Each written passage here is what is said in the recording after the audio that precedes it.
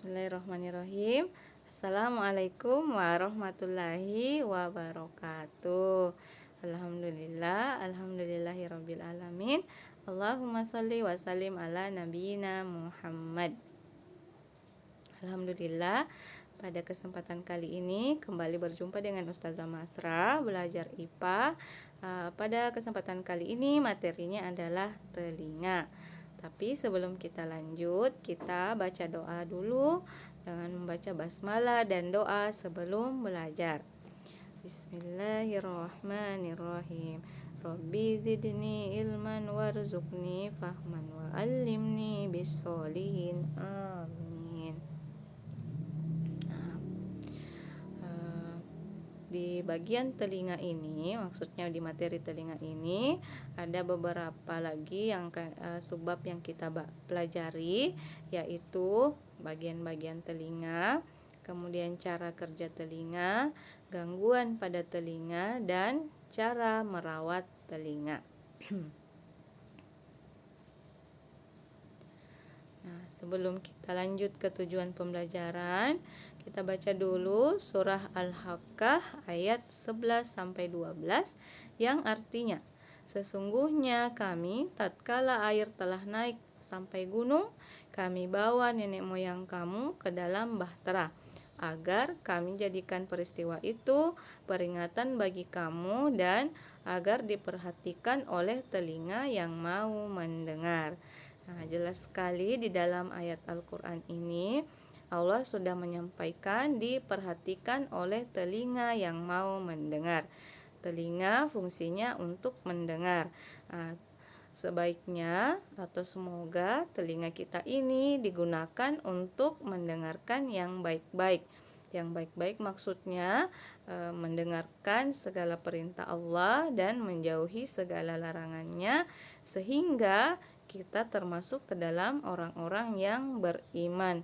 Tidak seperti orang-orang atau kaum yang ada di masa Nabi Nuh ini. Jadi di ayat Al-Quran ini dikisahkan tentang Nabi Nuh ya, yang telah membuat bahtera atau kapal, kemudian mengajak kaumnya untuk naik ke atas kapal tersebut atau bahtera tersebut. Ternyata ada yang tidak mau mengikutinya karena mereka tidak percaya kepada Nabi Nuh. Akhirnya mereka tenggelam oleh air bah atau banjir. Nah, tujuan pembelajaran kita kali ini ada 4. Yang pertama, setelah mempelajari materi ini, kita mampu menjelaskan apa saja bagian-bagian dari telinga. Kemudian yang kedua, kita mampu menjelaskan fungsi bagian-bagian telinga. Yang ketiga, kita mampu menjelaskan apa saja gangguan pada telinga. Dan yang keempat, kita mampu menjelaskan bagaimana cara merawat telinga. Nah, yang pertama adalah bagian-bagian telinga. Telinga terdiri dari 3 bagian, yaitu telinga bagian luar, telinga bagian tengah, dan telinga bagian dalam. Nah, telinga bagian luar ini terdiri dari daun telinga dan lubang telinga. Daun telinga berfungsi untuk menampung gelombang atau suara yang masuk ke telinga, sedangkan lubang telinga berfungsi sebagai jalan masuk bunyi ke dalam telinga. Di gambar jelas ya yang mana daun telinga dan yang mana lubang telinga. Yang selanjutnya adalah bagian telinga bagian tengah. Telinga bagian tengah terdiri dari 3 bagian. Ada gendang telinga, kemudian 3 tulang pendengar, dan saluran eustasius. Gendang telinga berupa selaput sebagai batas telinga luar dan telinga dalam. Kemudian yang kedua adalah 3 tulang pendengar, berfungsi sebagai penangkap getaran dari gendang telinga, meningkatkan amplitudonya untuk diteruskan ke telinga bagian dalam. Tulang pendengaran meliputi martil, tulang landasan, dan tulang sanggurdi. Nah, saluran eustasius berfungsi untuk menyeimbangkan tekanan udara pada telinga bagian luar dan bagian tengah. Di gambar ada ya ditunjukkan yang mana tulang pendengaran, 3 tulang pendengaran, yang mana gendang telinga, dan yang mana saluran eustasius.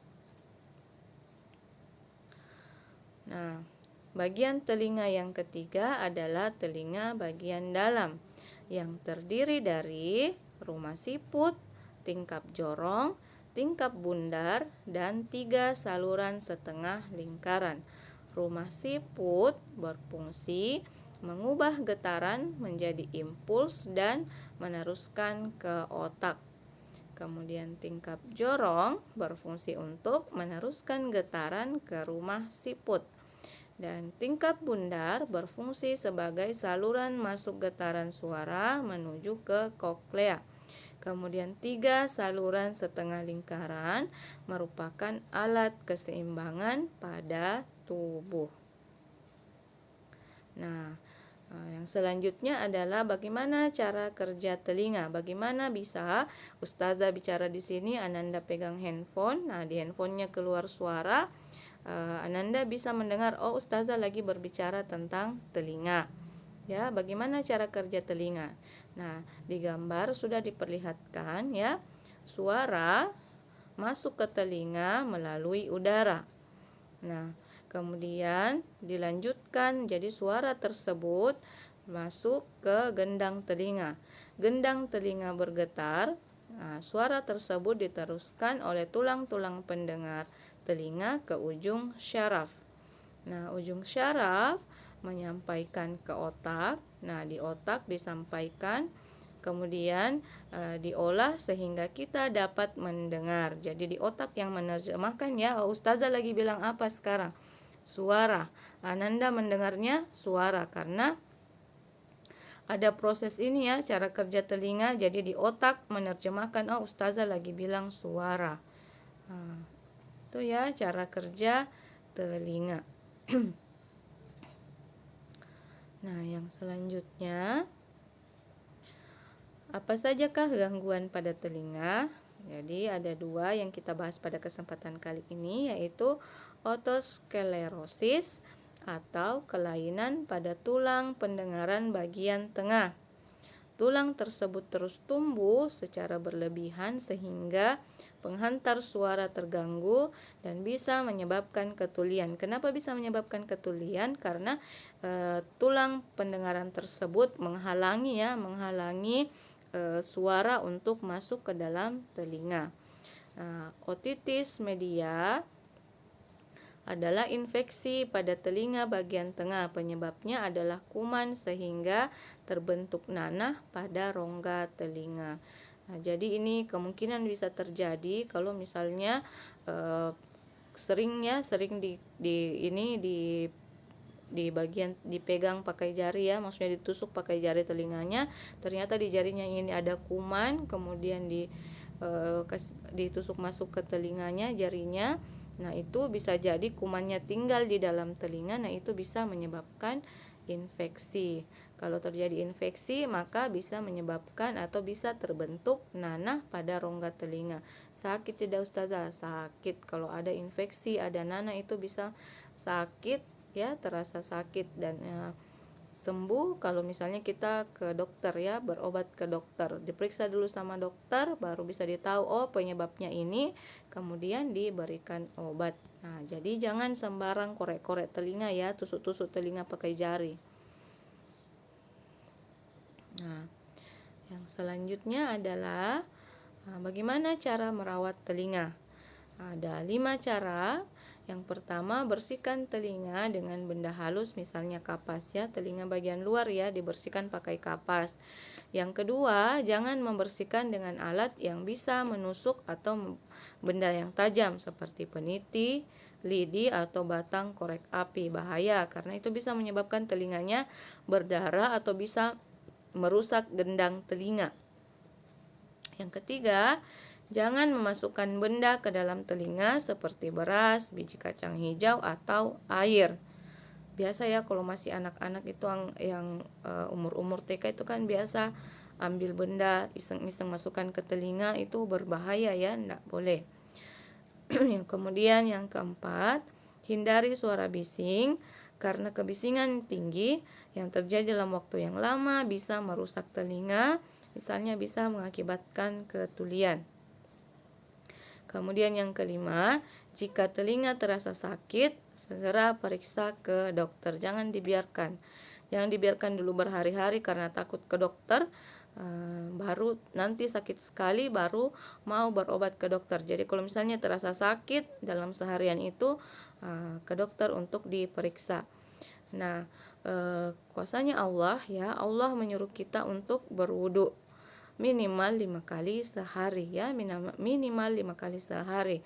Nah, pada saat kita berwudu, kita akan membasuh telinga kita, membersihkan telinga kita dengan sangat bersih, sehingga insya Allah kalau kita rajin berwudu, maka telinga kita akan bersih, terhindar dari berbagai macam penyakit ya.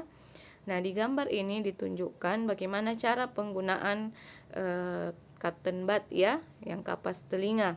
Jadi cotton budnya bukan ditusukkan ke dalam lubang telinga ya, tetapi itu gunanya untuk membersihkan bagian-bagian luar telinga. Jangan ditusuk masuk karena gatal, ditusuk masuk, dikorek-korek sampai bisa berdarah, itu berbahaya. Kalau berdarah berarti telinganya terluka. Kalau telinga terluka itu bisa menyebabkan infeksi. Jadi jangan ditusuk sampai masuk, itu cuma untuk membersihkan telinga di bagian luar saja ya. Nah, alhamdulillah demikianlah materi yang Ustazah sampaikan pada kesempatan kali ini. Semoga bisa dipahami dengan baik oleh Ananda, diberkahi dan diridhoi Allah sehingga bernilai ibadah di sisi Allah. Syukron atas perhatian Ananda solewa soleha. Assalamualaikum warahmatullahi wabarakatuh, dan tetap semangat. Allahu Akbar.